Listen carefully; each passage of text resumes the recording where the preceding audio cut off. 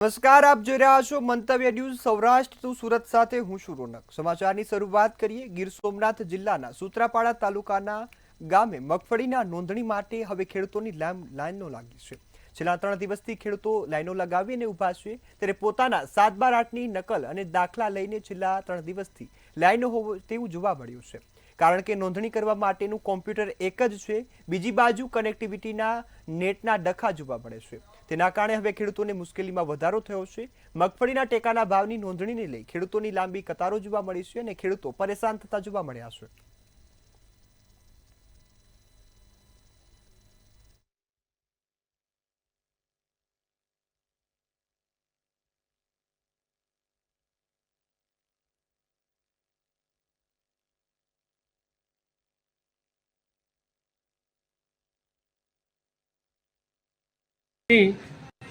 મહારાજાની છે। 80% લોકો ખેતી ઉપર પોતાનું જીવન ગુજારે છે। અત્યારે અમારા ગામમાં ફક્ત કોમ્પ્યુટર એક જ છે, તો બીજું કોમ્પ્યુટર આપવાની અમે માગણી કરીએ છીએ। બીજું કે આ મગફળી નોંધમાં 7/8 નકલું તો બરાબર છે, પણ જે ફિંગરપ્રિન્ટ છે એ ન લેવા જોઈએ। કારણ કે ફિંગરપ્રિન્ટ માટે વૃદ્ધ માણસો, બહેરા માણસો એને તકલીફ થાય અને લાઇનમાં કલાકો ઊભું રહેવું પડે, તો એ ફિંગરપ્રિન્ટ નાબૂદ કરે એવી મારી માગણી છે। હાલ અત્યારે જે ખરીફ માંડવીની સિઝન ટેકાના ભાવની ખરીદી અનુલક્ષીને જે ગામ દીઠ પ્રશ્નાવાળા ગામમાં એક જ અત્યારે વીસી ચાલુ છે। જે 1 તારીખથી માંડીને 15 તારીખ સુધી સરકારના નિયમ અનુસાર જે ટેકાના ભાવની અરજી કરવાની છે, તે હાલ અમારા ગામમાં 28 તારીખથી જે કનેક્ટિવિટી એકદમ નબળું છે, જેને કારણે 28 તારીખથી અમે સવારના સાંજ સુધી અહીંયા વીસીમાં અમે પંચાયત જે ગામ પંચાયતમાં વીસી છે ત્યાં અમે સવારના માટે સાંજ સુધી નકલ માટે ઊભીએ છીએ, જેનું કનેક્ટિવિટી નથી આવતું। અમે સરકારને અનુલક્ષીને એટલું કહેવા માંગીએ છીએ કે સરકાર ગામ દીઠ 4 થી 5 વીસી આપે એવી મારી નમ્ર વિનંતી સરકારશ્રીને છે। ગીર સોમનાથ ખાતે ઉના ધારાસભ્યના કાર્યાલય ખાતે કાળુ રાઠોડના માર્ગદર્શન હેઠળ વિરોધ કરવામાં આવ્યો છે। બિહારમાં જાહેર મંચ પરથી કોંગ્રેસ દ્વારા પ્રધાનમંત્રી નરેન્દ્ર મોદી અને તેમના સ્વર્ગીય માતૃશ્રી પર અભદ્ર અને અશોભનીય ટિપ્પણી કરવામાં આવી છે, જેને લઈ હવે રાહુલ ગાંધીના વિરોધમાં સૂત્રોચ્ચાર કરી રાહુલ ગાંધીના પુતળાનું દહન કરવામાં આવ્યું છે। આ સાથે જ રાહુલ ગાંધી હાય હાયના નારા લાગ્યા હતા। કોંગ્રેસ હાય હાયના નારા સાથે ભાજપે વિરોધ નોંધાવ્યો છે। તેમજ આ કાર્યક્રમમાં નગરપાલિકાના સદસ્યો, સંગઠનના હોદ્દેદારો અને ભારતીય જનતા પાર્ટીના કાર્યકર્તાઓ બહોળી સંખ્યામાં ઉપસ્થિત રહ્યા હતા।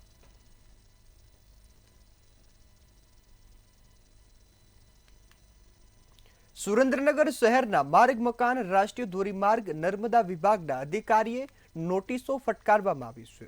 શહેરના મુખ્ય રસ્તાઓને તાત્કાલિક યોગ્ય કરવા કલેક્ટર દ્વારા કડક આદેશ આપવામાં આવ્યા। જવાબદાર કોન્ટ્રાક્ટર પાસેથી કામ લેવામાં નિષ્ફળ નીવડતા તેવું કલેક્ટરે જણાવ્યું હતું। આ સાથે જો આગામી 10 દિવસમાં કામ પૂર્ણ નહીં થાય તો 10મા દિવસે કોર્ટમાં હાજર થવા હુકમ પણ કરવામાં આવ્યો છે। તેમજ પબ્લિકને યોગ્ય સુવિધાઓ આપી નહીં તો તાત્કાલિક કાર્યવાહી કરવામાં આવશે અને કાર્યવાહી માટે તૈયાર રહેજો તેવું પણ કલેક્ટરે જણાવ્યું હતું।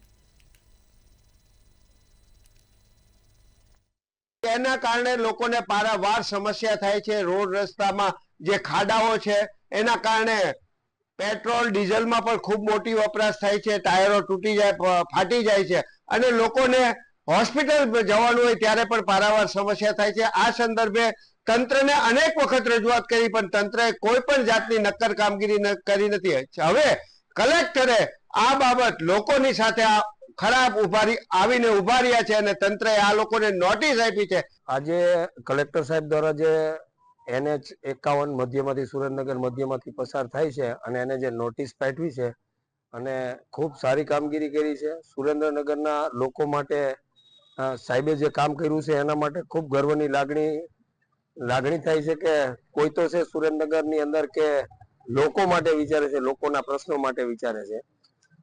સુરેન્દ્રનગર જે નર્મદા કેનાલ ઉપરનો જે બ્રિજ છે એ એટલો ખરાબ હતો અને એને બંધ કરવામાં આવ્યો છે, પણ એના જે ડ્રાઈવર જે આપ્યા છે એ એટલા ખરાબ છે, ચાલવા લાયક નથી. પણ આજે જે બહુ ખુશીના સમાચાર છે કે કલેક્ટર સાહેબ શ્રીએ જે આ રોડ રસ્તા જે સુરેન્દ્રનગરના રોડ રસ્તા છે જે તૂટી ગયા છે એને લઈને અને ખૂબ સરાહનીય કાર્ય, ખૂબ સરાહનીય પગલું ભર્યું છે કે બધા જ કોન્ટ્રાક્ટરોને જે નોટિસ આપી છે કે જો તમે ઝડપથી 8 તારીખ સુધીમાં આ કાર્ય નહીં થાય તો તમારી ઉપર ફોજદારી કેસ કરવામાં આવશે.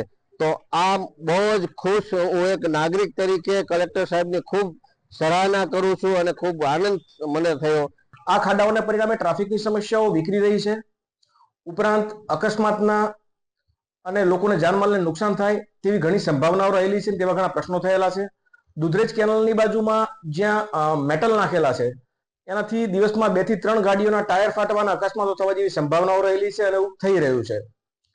આથી માનનીય કલેક્ટર સાહેબ દ્વારા જે તે વિભાગને આ બાબતે સૂચના આપવામાં આવેલી હતી અને રોડનું સમારકામ સમયસર થઈ જાય તે માટે જાણ કરવામાં આવેલી હતી. છતાં પણ કન્સર્ન વિભાગ દ્વારા કોઈ પણ પ્રકારની દરકાર રાખવામાં આવી નથી. સુરત શહેરના સચિન જીઆઈડીસી વિસ્તારમાં એક કાપડ કંપનીના માલિક સાથે આશરે 4 કરોડથી વધુની રકમની છેતરપિંડી કરવામાં આવી હતી. આરોપીઓ કાપડ વેપારીની કંપનીમાં સેલ્સ મેનેજર તરીકે કામ કરતા હતા, તેમજ યુપી અને રાજસ્થાનના અલગ અલગ વેપારીઓ સાથે મળી 4.79 કરોડનો જે વેપાર કર્યો હતો અને કાપડ મંગાવી પૈસા ચૂકવણી કરવાની ના પાડી હતી અને ફરાર થયા હતા. આ મામલે આરોપીઓ વિરુદ્ધ જીઆઈડીસી પોલીસ સ્ટેશનમાં ગુનો નોંધાયો હતો. ત્યારે જીઆઈડીસી પોલીસે 2 આરોપીઓને યુપીના મેરઠથી ઝડપી પાડ્યા છે.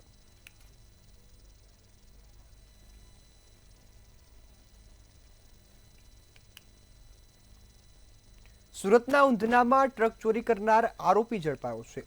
વર્ષ 2006માં આરોપી ફરિયાદીને ત્યાં નોકરી કરતો હતો અને આ દરમિયાન રૂપિયા 2 લાખની ટ્રક લઈ ફરાર થયો હતો. તેમજ આરોપી પોલીસથી બચવા નાસ્તો ફરતો હતો. ત્યારે હવે ક્રાઇમ બ્રાન્ચે ટ્રક ચોરી કરનાર આરોપી સુનિલ યાદવને આણંદથી ઝડપી પાડ્યો છે.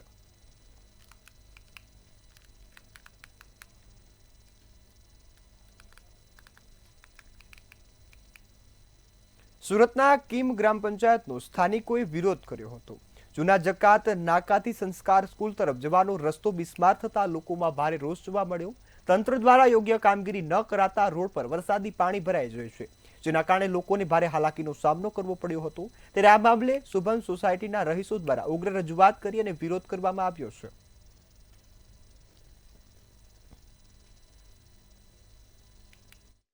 આ સ્થાનિક જે રાહદારી રસ્તો છે એના માટે વારંવાર અમે રજૂઆત કરવા છતાં પણ ઘણા મોટા મોટા ખારાઓ પડી ગયા છે અને સળિયાઓ બહાર આવી ગયા છે અને એના માટે પંચાયતમાં વારંવાર અમે રજૂઆત કરવા છતાં પણ પંચાયતમાંથી કોઈ એક્શન લેવામાં આવતી નથી અને સભ્યોને પણ વારંવાર રજૂઆતો કરવા છતાં સભ્યો ખાલી આવીને જોઈ જાય છે અને મજાક ઉડાવી જાય છે. આ રસ્તાની વારંવાર અમે રજૂઆત કરી છે ગ્રામ પંચાયતમાં, તેમ છતાં કોઈ પગલાં લેવામાં આવતા નથી. ઘણીવાર રજૂઆત કરવામાં આવે તો અમારી હસી ઉડાડવામાં આવે છે. પ્લસ અહીંયાથી સામાન્ય લોકો આવવા જવાનો રસ્તો હોય, રાહદારીનો રસ્તો હોય તથા બાળકોનો રસ્તો હોય. અહીંયા સ્કૂલ આવેલી છે તે છતાં બાળકોને અહીંયાથી અવર જવરમાં તકલીફ થતી હોય તો પણ અહીંયા કોઈ એનો નિવેડો લેવામાં આવતો નથી. વારંવાર ગ્રામ પંચાયતના વેરા ઉઘરાવવા માટે રિક્ષા મોકલવામાં આવે છે અને વેરો બી વધારી દેવામાં આવ્યો છે. હા, વેરો વધાર્યો હોવા છતાં અમને સુવિધા પૂરેપૂરી આપવામાં આવતી નથી. રાજકોટ જિલ્લાના જસદણના કનેસરા રોડ નજીક મૃતદેહ મળી આવ્યો હોવાની ઘટના સામે આવી. ડુંગર વિસ્તારમાંથી કોહવાયેલી હાલતમાં અજાણ્યા પુરુષનો મૃતદેહ મળી આવતા ચકચાર મચી જવા પામી છે. 3 દિવસથી મૃતદેહ પડ્યો હોવાનું અનુમાન છે. બનાવની જાણ થતાં જ આટકોટ પોલીસ દોડી આવી હતી અને મૃતદેહને પીએમઆરથી જસદણ સિવિલ હોસ્પિટલમાં ખસેડ્યો હતો. તેમજ આટકોટ પોલીસ દ્વારા સમગ્ર ઘટનાની મામલે તપાસ હાથ ધરવામાં આવી છે.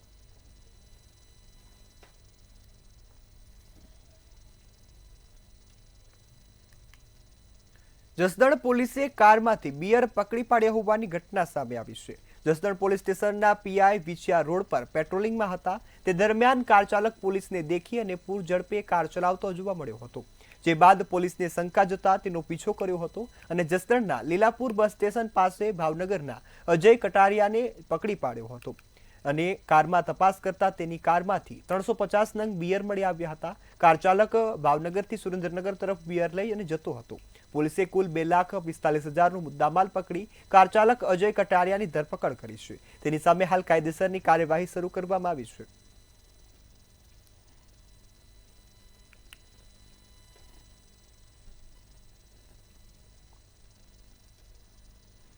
બોટાદ ખાતે ગધડાના સોલસા ગામ નજીક યુવાનનું મૃત્યુ નીપજ્યું હોવાની ઘટના સામે આવી છે. કાળુભાર ડેમમાં ડૂબવાથી માછીમાર યુવાનનું મોત નીપજ્યું હતું. 31 વર્ષીય રવિન્દ્ર સોનેલાલનું મૃત્યુ થયું હતું. ત્યારે યુવાનના મૃતદેહને બહાર કાઢવામાં આવ્યો અને ફાયર અને પોલીસની ટીમે મૃતદેહને પોસ્ટમોર્ટમ અર્થે ખસેડ્યો છે. તેમજ પોલીસે આ સમગ્ર મામલે તપાસ હાથ ધરી છે.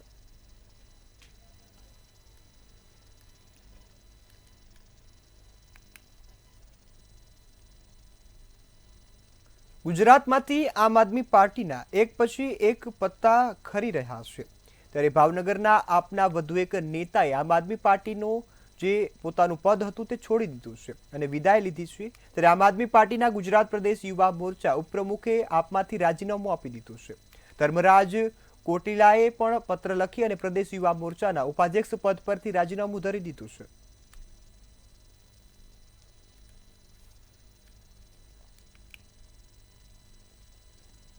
માણાવદર એપીએમસીમાં ભાજપના પૂર્વ મંત્રી જવાહર ચાવડાના કાર્યકાળ દરમિયાન ખેડૂતો પાસેથી સેસના નામે 50 કરોડ જેટલી રકમ ઉઘરાવવામાં આવી હતી. હાલ માણાવદર એપીએમસી ખંડેર હાલતમાં છે અને બેંકમાંથી લીધેલી લોનની રકમને લઈ માર્કેટ યાર્ડના કર્મચારીઓ છૂટા કરાયા છે. સાથે જ એપીએમસી અને જીન ઉદ્યોગમાં કામ કરતા વ્યક્તિઓ પણ બેરોજગાર બન્યા. ત્યારે સાવજ ડેરીના દિનેશ ખટારિયા અને માણાવદરના ધારાસભ્ય અરવિંદ લાડાણી દ્વારા જવાહર ચાવડા પર રિવરફ્રન્ટ મામલે પણ આક્ષેપો કરાયા છે. જવાહર ચાવડાએ પોતાના નજીકના વ્યક્તિઓને કામ આપી અંદાજિત 50 કરોડ રૂપિયાનું કૌભાંડ આચર્યું છે. કામોમાં ગેરરીતિ કરી છે અને પોતાના વ્યક્તિઓને કમાવ્યો કર્યો છે.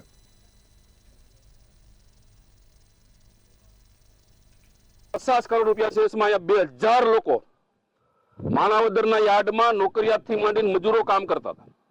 એની બેરોજગારી ક્યાં ગઈ? એટલા જીનિંગ ફેક્ટરીઓ બંધ થઈ, એની રોજગારી ક્યાં ગઈ? અત્યાર સુધી જો રોજગારીની જ વાત કરવી હોય તો અનેક સંસ્થાઓ છે. ગુજરાતનું ભલું કરવા જે માણસ નીકળ્યો હોય, જુનાગઢનું ભલું કરવા નીકળે, ગીર સોમનાથનું ભલું કરવા નીકળે. મારે તો દુઃખ સાથે કહેવું છે કે માણાવદર વિધાનસભાના લોકોએ અનેક વખત જેમને મત આપીને છૂટાવ્યા, 35 વર્ષ સુધી આ યાર્ડના ચેરમેન તરીકે રાખ્યા અને ત્યારે મિત્રો આજે રોજગારી યાદ આવી. માર્કેટિંગ યાર્ડ માણાવદરમાં ભારતીય જનતા પાર્ટીના તમામ કાર્યકરો તેમજ આગેવાનોને સાથે રાખી અને અમે સંવાદ યોજેલ છે. આ બાબતે હું જણાવું છું કે 1990 પહેલાનું માણાવદરનું માર્કેટિંગ યાર્ડ કાર્યરત થયું હતું. ત્યારથી અત્યાર સુધી એક ધારું એક કથું પૂર્વ મંત્રી શ્રી જવાહરભાઈ ચાવડાનું શાસન હતું.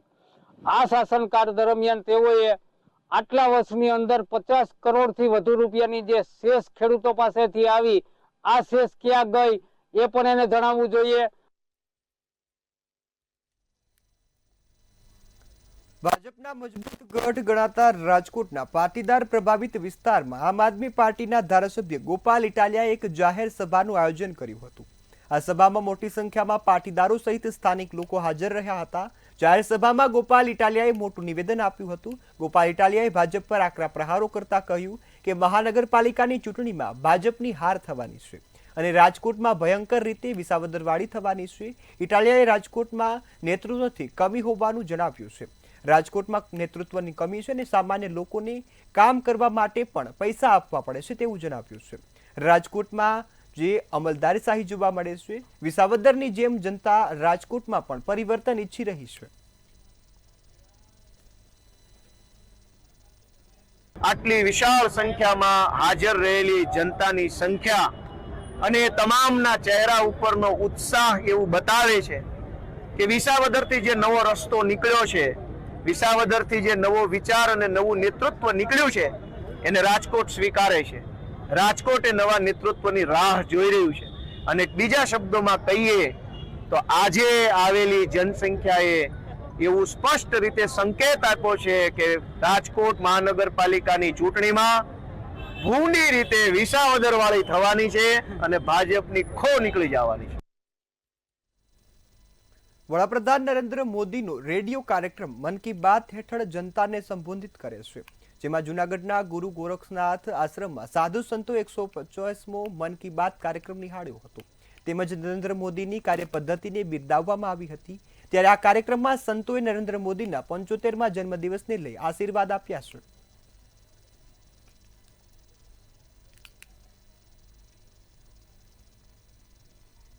આ મન કી બાતનો કાર્યક્રમ આ વખતે 125મો મન કી બાતનો કાર્યક્રમ જુનાગઢ મહાનગરમાં સાધુ સંતો મહંતોની ઉપસ્થિતિમાં શેરનાથ બાપુના આશ્રમમાં યોજવામાં આવેલો હતો. આ સાધુ સંતો મહંતો દ્વારા નરેન્દ્રભાઈનો આગામી 17 સપ્ટેમ્બરે જ્યારે જન્મદિવસ આવે છે, આ જન્મદિવસમાં એમને ઉત્તમ સ્વાસ્થ્ય રહે, એમનું દીર્ઘાયુ રહે અને એમને જન્મદિવસની શુભેચ્છા અને શુભકામના અર્થે એમને આશીર્વાદ મળે, આ શુભ હેતુથી આ કાર્યક્રમ અહીં યોજવામાં આવેલો હતો. વિવિધ પ્રકારે દેશના વિકાસ માટે, સમાજના ભલા માટે અને એકતા અને સમરસતા માટે જે કામ કરી રહ્યા છે પ્રગતિને પંથે, એમાં અમારો ખૂબ જ ખુશી એવો વસ્તુ આદેશ જય ગિરનારી. અમે જન્મદિવસ માટે એટલું જ કહી શકીએ કે એક વિશિષ્ટ વ્યક્તિત્વ છે જેમણે સૌના ભલા માટે કામ કરી રહ્યા છે. એમનું તંદુરસ્તી રહે અને વધુ ને વધુ એને આયુષ્ય પ્રાપ્ત થાય, એમના વડીલોના અને સૌ સંતોના આશીર્વાદ હરમેશને માટે એમને ઉપર ઉતરતા રહે, વધુ ને વધુ ચેતનાથી કામ કરે અને લોકો એમનાથી વધુ ને વધુ કંઈક શિક્ષા અને દીક્ષા પ્રાપ્ત કરવું, એવું આ એક વ્યક્તિત્વ છે. ભાવનગર શહેર અને જિલ્લા વહીવટી તંત્ર દ્વારા મેજર ધ્યાનચંદની જન્મજયંતિ નિમિત્તે ત્રિદિવસીય રમતોત્સવનું આયોજન કરવામાં આવ્યું છે. ત્યારે આજે પ્રથમ દિવસે ભાવનગર મહાનગરપાલિકા અને જિલ્લા વહીવટી તંત્રના સંયુક્ત ઉપક્રમે સાયક્લોથોનનું આયોજન કરાયું હતું.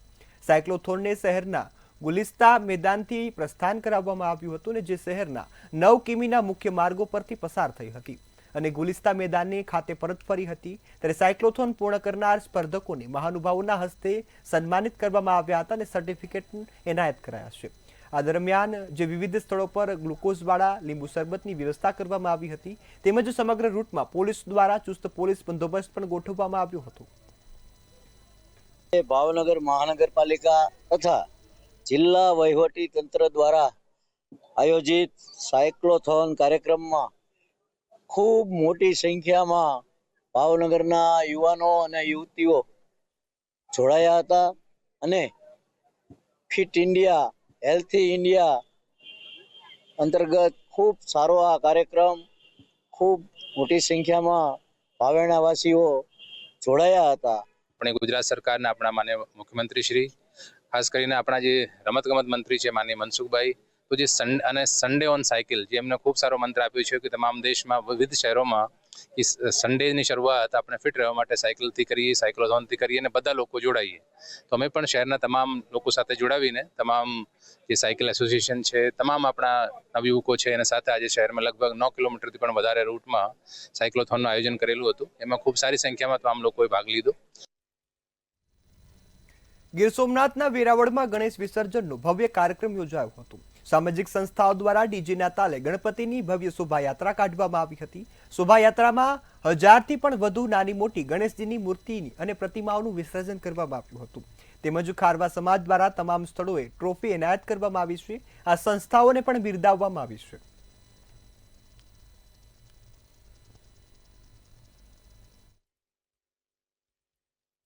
અમે જે વેરાવળના તમામ ગણપતિ હોય એનું સન્માનનો પ્રોગ્રામ રાખ્યો છે અને આજે 21 વર્ષથી 22 વર્ષ પૂરું થયું છે.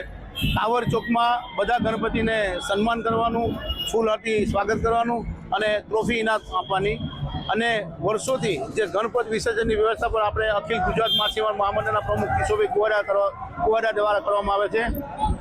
વર્ષોથી આ સિસ્ટમ ચાલે છે અને ફર્સ્ટ ક્લાસ કોઈ હાદસો નથી થયો. ભગવાનના આશીર્વાદ છે કે ગણપત બાપાના વિસર્જન શાંતિ થાય છે અને અંદાજે આજે તમે જોશો ને તો 1200થી 1400 ગણપતિ છે, એ બધાનું વિસર્જન એક જ જગ્યાએ. આમાં પોલીસ ખાતું પણ સાથે રહી અને પોલીસનો પણ સાથ સહકાર ફૂલ મળે છે. ખૂબ ઉત્સાહપૂર્વક ઉજવવામાં આવે છે. ત્યારે આજે 5મા દિવસે વાતે ઘાટે શોભાયાત્રા કાઢવામાં આવે છે અને ત્યાં દરિયા કિનારે વિસર્જન કરવામાં આવે છે અને ભગવાનને પ્રાર્થના કરે કે અગલે બરસ આપ જલ્દી આવો, એવી લોકો દ્વારા પ્રાર્થના કરવામાં કે દાદાને કે આવતો વર્ષ જલ્દી આવે અને પાછા દાદાની સ્થાપના કરવામાં આવે. એમ સમગ્ર નેવું સોમનાથ જિલ્લામાં તમામ સમાજના લોકો, તમામ ધાર્મિક લોકો દ્વારા જોશપૂર્વક ધાર્મિક પ્રસંગો ઉજવવામાં આવતા હોય છે. સુરત શહેરમાં અંદાજિત 81,000 ગણેશજીની પ્રતિમાનું સ્થાપના કરવામાં આવી છે. ત્યારે તમામ પ્રતિમામાં 21 કૃત્રિમ જે ઓવારા અને 3 કુદરતી ઓવારા પણ વિસર્જન થશે. 1 થી 5 ફૂટની પ્રતિમા કૃત્રિમ તળાવમાં વિસર્જન કરવામાં આવશે અને 5 ફૂટ કરતાં વધુ ઊંચાઈની પ્રતિમાની કુદરતી ઓવારા પર વિસર્જન કરવામાં આવશે. ગણેશ વિસર્જન દરમિયાન સુરતમાં સીપી, 1 સ્પેશિયલ સીપી સાથે 2 જેસીપી, 22 ડીસીપી, 33 એસીપી અને 159 પીએસઆઈ ફરજ પર હાજર રહેશે। 20 ડ્રોન કેમેરાથી સતત નજર રાખવામાં આવશે। 150 એઆઈ કેમેરા, 2000 સીસીટીવી કેમેરા સતત લોકોની જે ચહલ પહલ છે તેના પર ખાસ નજર રાખશે।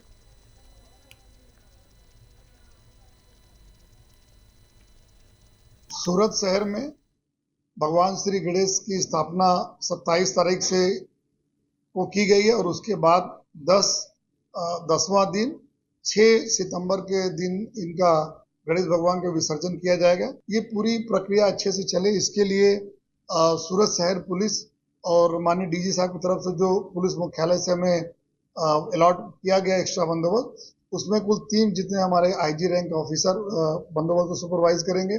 22 हमारे एसपी जो डीसीपीज हैं वो रहेंगे, जो है हमारे 30 से ज़्यादा assistant commissioner of police, 150 inspector, लगभग 330 से ज़्यादा सब इंस्पेक्टर और पुलिस, होमगार्ड और ट्रैफिक ब्रिगेड वगैरह मिला के 12,500 से ज़्यादा हमारी ये पुलिस बल बंदोबस्त में डिप्लॉय हो रहा है, जो कि पूरा विसर्जन तक चलेगा।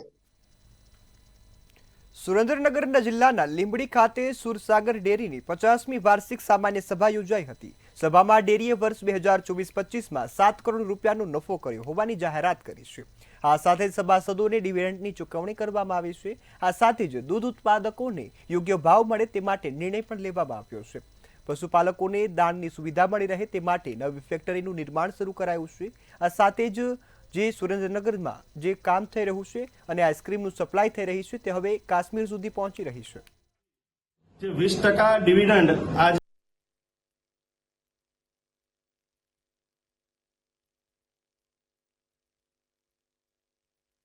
આ ડેરીએ 701 લાખનો ચોખ્ખો વાર્ષિક નફો કર્યો છે। એમાંથી જે 20% ડિવિડન્ડ આજે દૂધ ભરતા જે સભાસદો છે એને ચૂકવવામાં આવનાર છે અને એકાદ મહિનાની અંદર જે પશુઓને એક સારા પ્રકારનું દાણ મળી રહે એ પ્રકારે સુરસાગર પાવર દાણની ફેક્ટરી પણ જે પાટડી ખાતે જે નિર્માણ પામી રહી છે એનો શુભારંભ થવાનો છે અને આ ડેરી જે અમૂલ આઈસ્ક્રીમ આધારિત જે એની 67 પ્રકારની જે બનાવટો છે એનું કામ પણ પૂરું થઈ અને એ પ્રોડક્શન પણ શરૂ થઈ ગયું છે। સુપ્રસિદ્ધ સાળંગપુર ધામ શ્રી કષ્ટભંજન દેવ હનુમાનજી મંદિર ખાતે દરો આઠમ અને રાધાષ્ટમી નિમિત્તે શ્રી કષ્ટભંજન દેવ હનુમાનજીને સિંહાસને દરો અને ગુલાબના ફૂલોનો શણગાર કરવામાં આવ્યો હતો। આ દરો સાળંગપુર હનુમાનજી મંદિરના ગાર્ડનમાંથી લેવામાં આવ્યા હતા। સવારે 5:45 કલાકે શણગાર આરતી અને પૂજારી સ્વામી દ્વારા કરવામાં આવી હતી।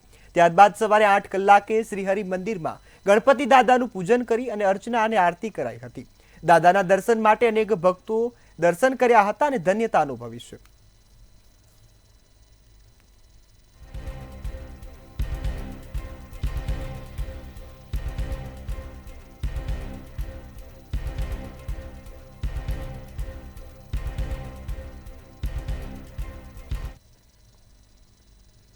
હાલ સૌરાષ્ટ્ર સુરતમાં બસ આટલું જ। વધુ સમાચારોની અપડેટ માટે જોતા રહો મંતવ્ય ન્યૂઝ। નમસ્કાર।